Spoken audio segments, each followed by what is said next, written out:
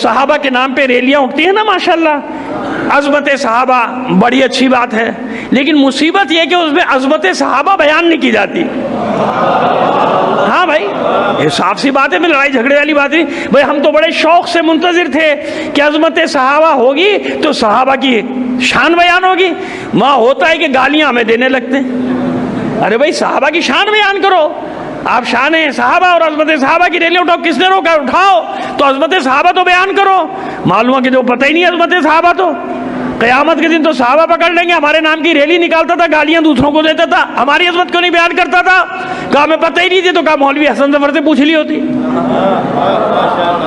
میں مستقل فضائل پڑھ رہا ہوں صحابہ کے، اور میں نے طے کیا ہے پورے سال پڑھتا رہوں گا۔ 1100 صحابہ کی لسٹ میں نے تیار کی ہے۔ کتنے؟ 2-3 نہیں، جزاک اللہ،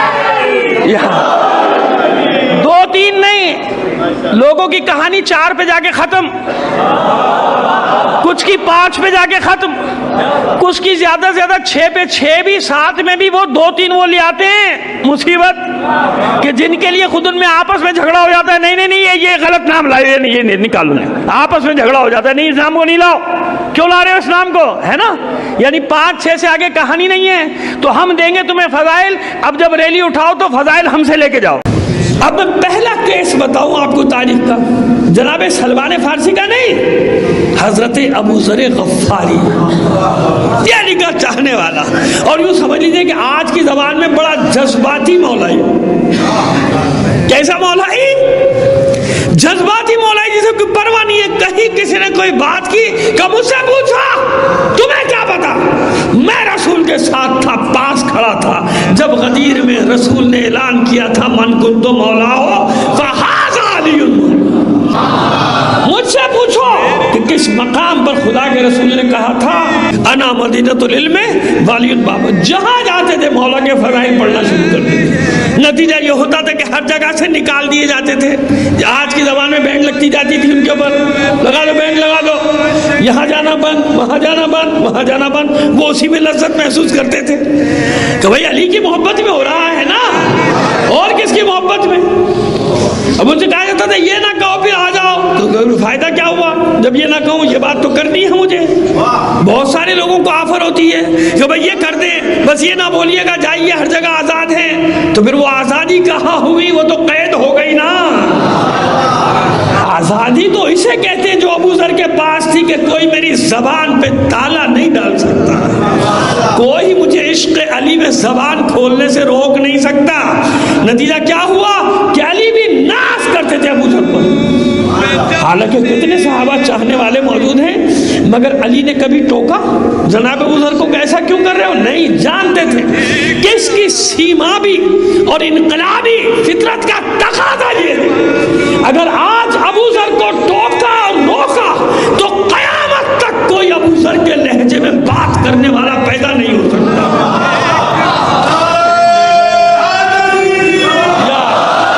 آپ خود سوچئے نا کہ جناب سلمان بھی تو علی کے چاہنے والے اور ایمان کی 10 منزل پر ہے۔ کتنی منزل پر ہے؟ 10۔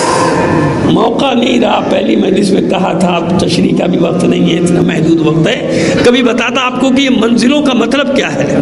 مومن کی آخری منزل جانتے ہیں کتنی ہے؟ 7ویں، اعلیٰ ترین مسجد چلی گئی، اتنا تو تشریح کری دوں آپ کے سامنے کہ مومن کی اعلیٰ ترین منزل کی حد کیا ہے؟ آخری 7ویں، اس کے بعد نہیں ہے۔ 8ویں منزل پر ہے جناب مقداد، جناب مقداد مولا کا چاہنے والا مقداد ابن اسود، اور 9ویں منزل پر ہے ابو ذر، اور 10ویں منزل پر ہے سلمان فارسی، جناب سلمان۔ اب مجھے آپ بتائیے کہ سلمان فارسی نے یہ سب کیوں نہیں کیا؟ 10ویں منزل پر ہے، 9ویں پر ہے ابو ذر، جناب سلمان فارسی کو حکم نہیں دیا مولا نے کہ یہ کرو، اور جناب ابو ذر غفاری کو روکا نہیں، کیوں؟ فطرت ابو ذر یہی تھی، جانتا تھا معصوم، پیغمبر بھی جانتے تھے، علی بھی جانتے تھے کہ جب زمانے جاہلیت میں جب اسلام نہیں جانتے تھے ابو ذر، اس وقت بتوں کے سامنے ابو ذر نے سر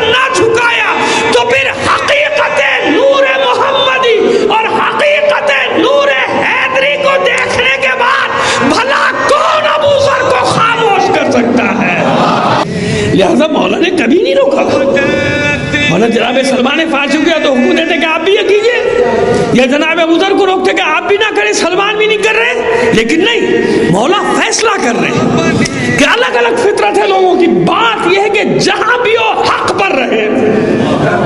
ہر ایک اگر آج ابوذر کو روک دیا تو پھر ابوذر کا لہجہ منتقل نہیں ہو سکتا.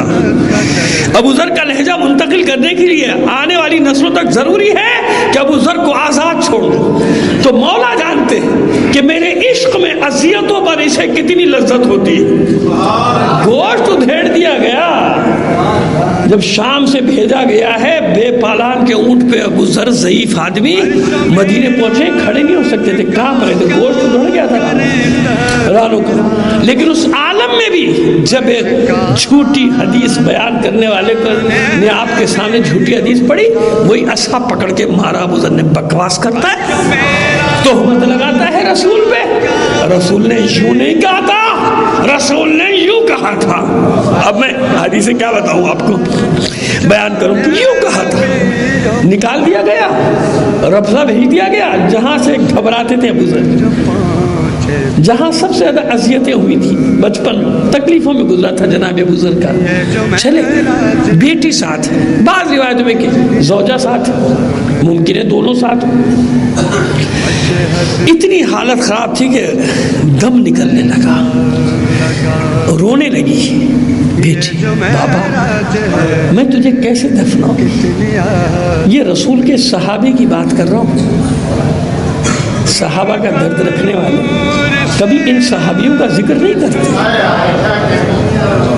کبھی بھی نہیں کرتے, ان کے مصائب بھی نہیں بیان کرتے. میں نے تو پورا ایک الحمدللہ کسی جگہ اشرا پڑھا ہے صحابہ کرام پہ.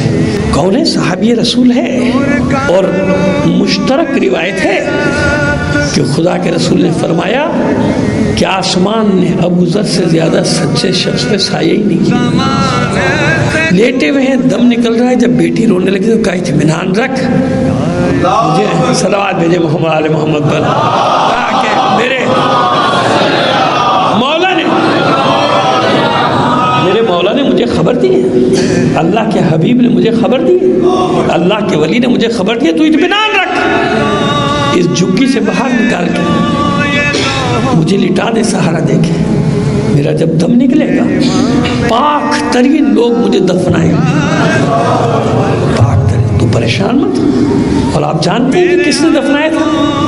جب دم نکل گئے ریگستان میں جھگی کے باہر جنازہ لیے بیٹھی تھی, قافلہ جو نمودار ہوا, جانتے کون ہے؟ جناب مالک ابن اشتر. چن چن کے علی کے عاشقوں کے کرداروں کو مورخین نے مسخ کرنے کی کوشش کی ہے تاکہ لوگوں کے افکار کو گمراہ کیا جائے. ان کو مالک اشتر یوں تھا, وہ مصر کا باغی تھا, اس نے یہ کیا, مدینے میں یہ کیا. اپنے گریبان میں جھانک کے نہیں دیکھ رہے کہ جب 6 مہینے محاصرہ رہا تھا, چلو یہ تو مخالف تھے سارے, وہ حامی کہاں بیٹھا تھا شام کا, اسے تو پتا تھا محاصرہ ہے, کیوں نہیں فوج لے کر آیا؟ کیونکہ انتظار کر رہا تھا کہ ادھر کام ختم ہو اور میں اپنی خلافت کا اعلان کروں. ایسا مسخ کیا ہے لوگوں نے تاریخ کو. خود ہی تو لکھ رہے ہیں کہ 6 مہینے تک محاصرہ رہا ہے. تو جب 6 مہینے تک محاصرہ رہا تو پھر وہ کہاں تھے جو بعد میں کرتا لے کے علی کے خلاف مجمع اکٹھا کر رہے تھے؟ خون بھرا کرتا لے کے اور کٹی ہوئی انگلیاں لے کے علی کے خلاف مجمع اکٹھا کر رہے تھے, جنہوں نے جمل برپا کی, جنہوں نے صفین برپا کی. پوچھو تو صحیح, جب 6 مہینے کا محاصرہ تھا کوئی مکے سے کیوں نہیں آیا واپس, کوئی شام سے کیوں نہیں آیا مدد کرنے؟ چن چن کر علی کے چاہنے والوں پر تہمتیں لگائی. مخالف تھے اپنی جگہ مگر اس کام میں وہ شریک نہ تھے. مورخین نے انہیں عمدن شریک کیا تاکہ ان کے کرداروں کو مسخ کیا جائے. جناب مالک اشتر اور ان کے ساتھیوں نے جناب ابوذر کو دفنایا. کہاں مرے, کہاں انتقال ہوا؟ صحرا میں, ریگستان, کہیں بھی مار دیے جاتے ہیں. اگر بیٹی بھی پاس نہ ہوتی، یہاں تک کہ کوئی دفنانے والا بھی نہ ہوتا. یہ مثال اس لیے دے رہا ہوں کہ کتنے ہی مومنین کو دفن کی جگہ کہاں ملی، جلا دیے گئے، نہروں میں بہا دیے گئے. میں آپ سے پوچھتا ہوں، بتائیے شہید اول کا مزار کہاں ہے، شہید ثانی کا مزار کہاں ہے ہی نہیں بھائی. ایک کو ٹکڑے ٹکڑے کر کے جلا دیا گیا، ایک کو ٹکڑے ٹکڑے کر کے سمندر برد کر دیا گیا، لیکن کوئی مار سکا انہیں؟ نہیں مار سکا. آج تک زندہ ہے نا. ہماری تاریخ ان کے ذکر سے شہید اول اور شہید ثانی کے ذکر سے منور ہے، روشن ہے. ان کے ذکر کے بغیر علماء کی تاریخ ہی مکمل، فقہا کی تاریخ مکمل نہیں ہوتی. تو جب عام مومن کہیں مار دیا جائے، لاش بھی نہ ملے، قبر بھی نہ بنے، پھر بھی حسین مرنے نہیں دے رہا، پھر بھی علی مرنے نہیں دے رہا کہ تم کہیں بھی ان کو نہ دفناؤ، کچھ نہ کرو، ہم مومنین کے دلوں میں ان کے روضے بنا دیں گے. مومنین کے دلوں میں ان کے روضے بنا دیں گے دلوں میں. کیوں؟ اسی لیے میں نے کہا کہ یہاں تو پورے سینے روضے ہیں، وہاں تو فرما رہے معصوم کے رتی بھر علی کی محبت ہلاکت سے بچا لیتی ہے، ہلاک نہیں ہونے دیتی. تو ابو ذر کو کیا پرواہ اس بات کی کہ صحرا میں مروں، کوئی دفنانے والا نہ بھی ہو. حجر ابن عدی کو، رشید حجری کو، ان باتوں کی کیا پرواہ؟